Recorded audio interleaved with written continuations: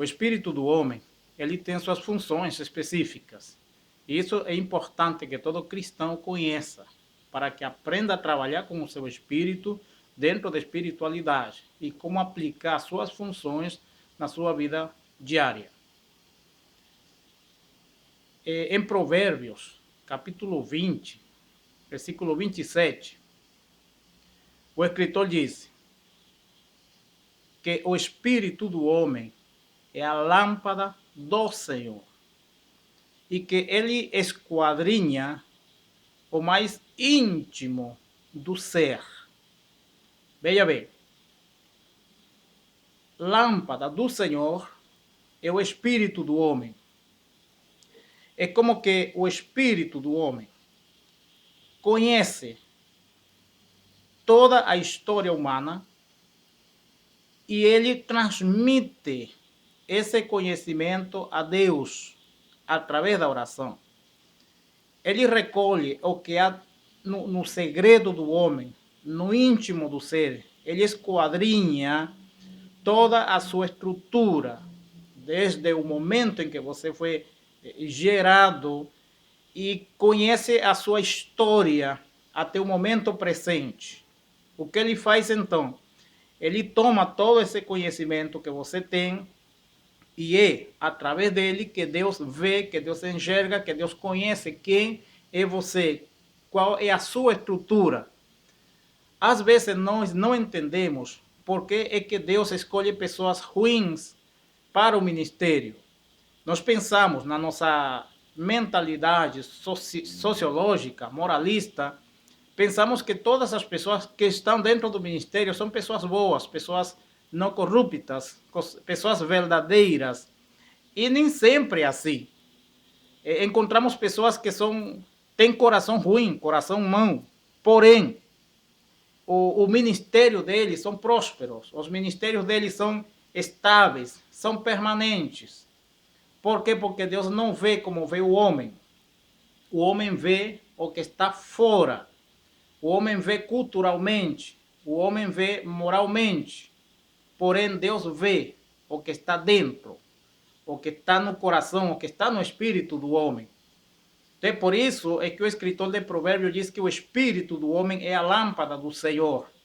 Quando o Espírito Santo vem ao homem, então ele produz o óleo, o azeite, que esse espírito necessita para estar vivo, para fluir e para produzir resultados. Então, a primeira função do espírito é que ele é a lâmpada do Senhor, ele é a conexão, é ele quem recebe a energia, o poder de Deus. O poder de Deus não está no nosso corpo, o poder de Deus está em nosso espírito, e a partir do espírito ele flui para o mundo exterior, produzindo então resultados como curas, como milagres, na imposição das mãos, transmitindo um dom espiritual ou transmitindo alguma outra bênção que Deus tem para alguém ou para o próprio indivíduo, para o próprio cristão. Ok? Outra das funções do Espírito é que é ele quem desenvolve a oração em línguas estranhas. Na primeira carta aos Coríntios, no capítulo 14, versículo 14, Pablo disse que quando se ora em língua desconhecida ou em línguas estranhas, o nosso espírito é quem ora e ele ora bem. Isso significa que quando um cristão recebe o batismo com o Espírito Santo, é porque o espírito dele é envolvido na graça de Deus, no poder de Deus para desenvolver essa atividade. É por isso que, se uma pessoa não consegue orar em línguas estranhas, ele vai fazer uma oração no seu conhecimento. Porém, nem sempre essa oração está dentro da vontade de Deus, porque não é uma oração inspirada pelo Espírito, é produto das suas próprias necessidades ou dos seus próprios desejos. Mas quem ora em línguas estranhas, ele está exercitando o poder que há no seu espírito para se comunicar com Deus. Lembre que ele é a lâmpada. Então, ele vai iluminar esse caminho, essa conexão que existe entre Deus e o homem. Inclusive, no versículo 4 da mesma primeira carta aos Coríntios, no capítulo 14, diz que aquele que ora em línguas estranhas edifica-se a si mesmo. Por quê? Porque o Espírito que o conhece, ele vai mexer com a sua intimidade, ele vai esquadrinhar todo o seu interior, os segredos da sua vida, e vai comunicar a Deus questões que você mesmo, no seu conhecimento, na sua oração natural, nunca falaria com Deus, nunca expressaria para ninguém. Então o Espírito aproveita essa oportunidade e quando o cristão fala em línguas estranhas, então ele solta, ele libera aquilo que está escondido dentro do seu ser, no mais íntimo, no mais segredo da sua alma, do seu espírito.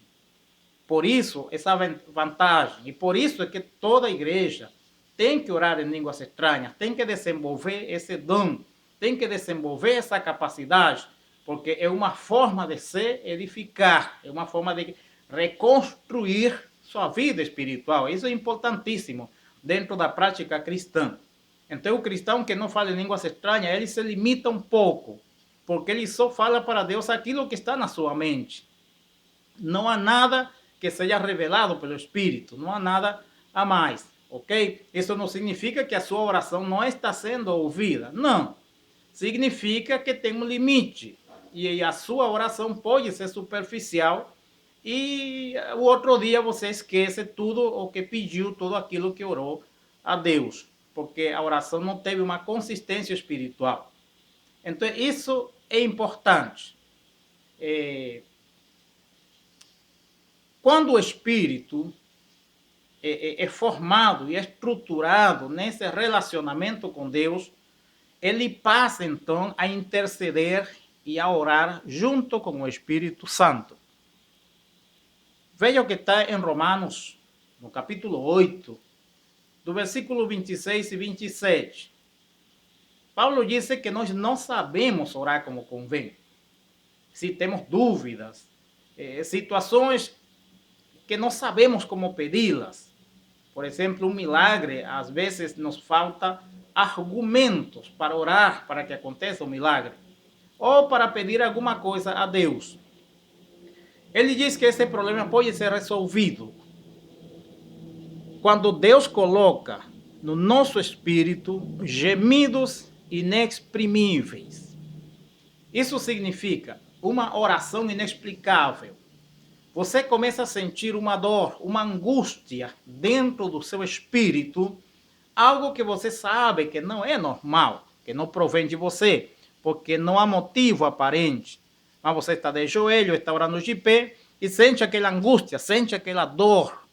Então, isso significa que o Espírito de Deus está colocando uma carga no seu espírito para que ele possa gemir, ou orar, com um pranto que geralmente não emana lágrimas. Não, é simplesmente uma dor, é uma angústia e não consegue pronunciar palavras. Então fica gemendo o tempo todo e isso pode durar horas e horas. É como estar chorando, porém não é bem um pranto, não é bem um choro, não, é uma dor. Sente como que o coração estivesse amarrado, como um nó no coração, ok? Isso é uma intercessão com gemidos inexprimíveis. E nesse momento você está orando, está intercedendo por algo que você desconhece. Você não sabe o que está acontecendo. E há uma oração mais profunda ainda, ligada a essa que está em Romanos 8, 26 e 27, que encontramos em Gálatas, capítulo 4, versículo 19, onde Paulo disse assim: filhinhos meus, por quem de novo sofro dores de parto, até ser Cristo formado em vós. Parece ser que necessitamos de uma oração, de um clamor, de uma intercessão tão profunda para que Cristo se forme na vida dos cristãos, na vida da igreja. Porque realmente a igreja é uma instituição, não se pode negar. Porém, ela não é simplesmente uma instituição, ela é um organismo. E esse organismo é para se mover no sobrenatural, no poder do Espírito Santo. E geralmente isso não acontece. A igreja se faz intelectual, se faz uma instituição, e isso bloqueia a espiritualidade, a plenitude de Deus dentro da igreja. Parece ser de que Paulo enxergou, viu essa situação na igreja dos Gálatas, até porque no capítulo 3 nós encontramos que a igreja havia voltado de novo ao judaísmo e haviam negado a eficiência do Espírito Santo, a eficiência da graça, a eficiência da fé. E isso faz com que Paulo experimente uma oração, uma intercessão profunda, com muita dor, com muita angústia, para que Cristo fosse formado na vida dessas pessoas. E aí então é quando ele diz que há uma oração que faz com que Cristo se forme na vida dos cristãos. Veja o seguinte, se começamos em Provérbios 20 e 27, encontramos de que o Espírito do Senhor esquadrinha o mais íntimo e profundo do ser humano. Quando oramos em línguas estranhas, falamos mistérios com Deus. Está na 1 Coríntios 14, 2. Falamos mistérios com Deus. Que mistérios serão esses? São os mistérios da vida, os mistérios do homem, os mistérios escondidos dentro do ser humano, que ele mesmo desconhece de si. Ele vai falar todos esses mistérios e todas essas vicissitudes, complexos, agonia, dores, angústias, miséria, pobreza, que está dentro de si, ele vai falar para Deus em línguas estranhas, em mistérios. Depois que esse homem fala em línguas estranhas e libera o seu espírito, libera a sua alma, então vêm os gemidos inexprimíveis, através dos quais ele está ocupando o lugar de um sacerdote, está intercedendo diante de Deus por alguém ou por alguma coisa, e quem sabe por si mesmo. E depois que ele faz esse papel sacerdotal, ele vai entrar numa agonia profunda para formar a Cristo dentro da igreja, dentro dos seus discípulos, dentro daqueles que formam o seu círculo cristão. Por isso, pessoal, é que é importante que todo cristão conheça e saiba como é que funciona o espírito do homem. Porque se se desconhece essa funcionalidade, então nós vamos estar trabalhando dentro do mundo espiritual, porém de forma humana, de forma carnal. E isso não produz resultado, isso produz sofrimento, carga terrível, pesada, e pelo qual a grande parte termina desistindo do seu ministério, desistindo do seu trabalho, da sua missão, porque está tentando entender coisas espirituais com uma mente humana. E isso não funciona, é completamente incompatível. Ok? Isso é incompatível. E você pode ver, por exemplo, na segunda carta aos Coríntios, no capítulo 5, versículo 16, lembra que no versículo 17 diz que nós somos novas criaturas em Cristo. No versículo 16, Paulo disse que de aqui por diante a ninguém conhecemos segundo a carne. Isso significa, ninguém conhecemos pela aparência, a ninguém conhecemos pelo seu mundo exterior. Por quê? Porque todos em Cristo são um espírito. Todos em Cristo somos um espírito. Então, nós não podemos julgar ninguém pelo que ele é humanamente, porque o que o homem é humanamente é produto da família, da cultura e da religião, produto do meio ambiente, produto do lugar onde ele se criou. E isso não faz parte da sua espiritualidade, isso faz parte da sua vida social. Então, a igreja não é para julgar as pessoas pela aparência, pelo comportamento, por conduta, porque isso é formado dentro desse círculo social no qual ele vive. A igreja tem que enxergar além, tem que ir além, tem que ir ao espírito do homem. E é lá onde Deus age, onde Deus trabalha, onde Deus se revela, onde Deus se manifesta. O espírito do homem é o escritório de Deus, desde o qual Deus ministra ao homem